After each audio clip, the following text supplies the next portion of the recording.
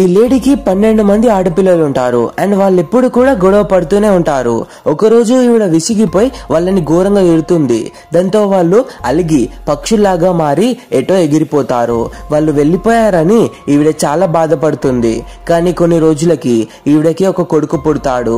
ఆ కొడుక్కి వాళ్ళ పక్కింటి వాళ్ళ సహాయంతో అతనికి 12 మంది అక్కలు ఉన్నారని తెలుస్తుంది. అతను వాళ్ళ అమ్మకు విరుద్ధంగా వెళ్లి తన అక్కల్ని వెతకడానికి వెళ్తాడు. అతని వెళ్లే దారిలో అతనికి చాలా ప్రమాదాలు ఎదురవుతాయి అండ్ దారిలో కనబడిన ప్రతి ఒక్కరిని వాళ్ళ అక్కల గురించి అడుగుతాడు. కానీ ఎవ్వరికి వాళ్ళ అక్కల గురించి తెలిసి ఉండదు. అండ్ ఫైనల్ గా ఒక ముసలావిడ కొన్ని పక్షులని పిలుస్తుంది. వాటికి ఇతని అక్కల గురించి తెలిసి ఉంటుంది. అండ్ వెంటనే ఇతను ఆ ప్లేస్ కి వెళ్తాడు. అండ్ అక్కడ 12 మంది కాదు, ఒక్క అక్క మాత్రమే కనిపిస్తుంది.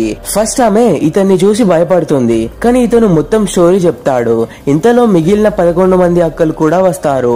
అండ్ ఇతన్ని ఆ అక్క దాచిపెడుతుంది. ఎందుకంటే సడన్ గా చూసి వాళ్ళ అక్కలు ఇతనిపై అటాక్ చేస్తారేమో అని భయంతో. అండ్ ఈ అక్క మిగతా వాళ్ళకి వాళ్ళ తమ్ముడి గురించి చెప్తుంది. మనల్ని వెతుక్కుంటూ వచ్చాడని మన తమ్ముడు. అండ్ వాళ్ళ అక్కలందరూ ఇతన్ని కలుసుకుంటారు అండ్ రియలైజ్ అవుతారు ఇలా పేరెంట్స్ మీద అలిగి ఎటు పోవద్దు అని. అండ్ తమ్ముడు వాళ్ళ అక్కని ఇంటికి తీసుకొస్తాడు అండ్ వాళ్ళందరికీ పెళ్లి కూడా చేస్తాడు.